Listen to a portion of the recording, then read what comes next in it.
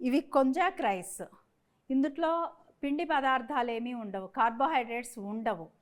So ఈ రైస్తో మనము డైట్లో పులిహోర కానీ లేదా ఫ్రైడ్ రైస్లకు కానీ మనం బిర్యానీకి కానీ ఈ రైస్ను ఉపయోగిస్తున్నాము. ప్లెయిన్గా కూడా రైస్ తీసుకోవచ్చు. ప్లెయిన్ రైస్ ఈ విధంగా అనమాట.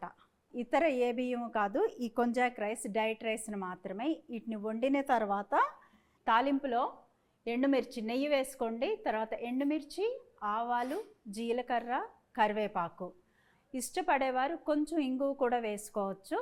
నిమ్మరసం వేసిన తర్వాత గ్యాస్ స్టవ్ ఆఫ్ చేసేసి రైస్ వేసి కొత్తిమీర వేసుకొని ఉప్పు అది సరిపోయిందా లేదా ఒకసారి చెక్ చేసుకొని చక్కగా మనము బయట ఎలా పులిహోర తింటామో దాదాపుగా అలాంటి రుచితోనే రైస్ మిస్ అయిన ఫీలింగ్ లేకోకుండా ఈ పులిహోరని ఎంజాయ్ చేయొచ్చు డైట్లో.